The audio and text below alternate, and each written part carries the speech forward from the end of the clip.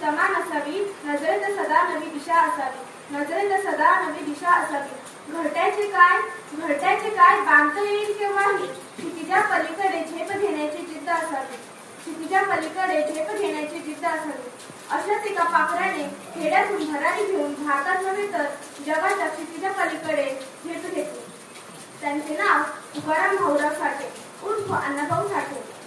जगावर थाप मारून मुंबईला महाराष्ट्रात आणण्यासाठी अख्खा महाराष्ट्र पेटून उठवणारे अण्णाभाऊ साठे यांना प्रथम मी वंदन करते.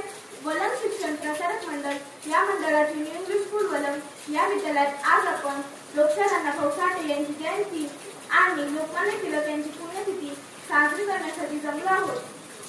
या कार्यक्रमासाठी उपस्थित आपल्या शाळेचे मुख्याध्यापक माननीय श्री साळवी सर, तसेच शिक्षक, शिक्षकेतर कर्मचारी वर्ग आणि माझ्या मित्रांनो. माझे नाव रिया जयवंत निवासे. मी आपल्यासमोर लोकशाहीर अण्णाभाऊ साठे यांच्या जीवन कार्याबद्दल माझे मनोगत व्यक्त करण्यासाठी उभी आहे. धर्म, जातीभेद, चाली, रीती, परंपरा, उच्च नीच अशा वाईट प्रथांनी बरबटलेल्या या समाजात सामान्य माणसाचे जीवन हे अत्यंत कष्टाचे आणि दुःखाचे होते. त्याला कोणताही सन्मान आणि अधिकार नव्हता. उच्चवर्गीय लोक, ब्रिटिश आणि पोलिसांच्या भीतीमुळे सामान्य माणूस नेहमी घाबरत जगत असे. स्वतःची जमीन नसल्यामुळे त्याला जमीनदाराच्या दारात उभे राहावे लागे. अशाच वाईट बिकट परिस्थितीत शोषितांना न्याय मिळवून देण्यासाठी लोकशाहीर अण्णाभाऊ साठे यांचा जन्म झाला. यांचा जन्म 1 ऑगस्ट 1920 रोजी सांगली जिल्ह्यातील वालवा तालुक्यातील वाटेगाव या छोट्याशा गावी झाला. कोट्यवधी लोकांच्या मनावर राज्य करणारे अण्णाभाऊ शाळेत केवळ 1.5 दिवस गेले.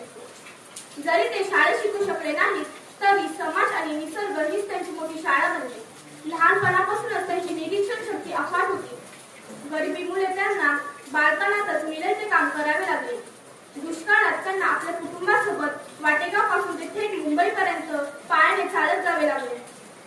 मुंबईत आल्यावरही त्यांचे जीवन गरिबी आणि कष्टानेच वेढलेले होते. मुंबईत रस्त्यावर फिरताना किंवा मिलमध्ये काम करताना त्यांनी रस्त्यावरील सिनेमांचे पोस्टर्स, बॅनर्स, दुकानांच्या पाट्या आणि घरगुती वस्तूंवरती छापलेले शब्द ते निरखून पाहत असत. त्या शब्दांची जुळाजुळव करून त्यांनी स्वतःहून मराठी अक्षरे ओळखण्याची सुरुवात केली. इथेच त्यांना कामगारांचे होणारे शोषण दिसले. त्यावर त्यांनी कम्युनिस्ट नेत्यांच्या साथीने दलित युवक संघ स्थापन केला. 1944 मध्ये शाहीर अमर शेख आणि द ना गवाणकर यांच्या सोबत लाल पावटा कलापथक स्थापन केले. अण्णाभाऊ हे केवळ साहित्यिक नव्हते तर ते एक धगधगते स्वातंत्र्य सैनिक होते.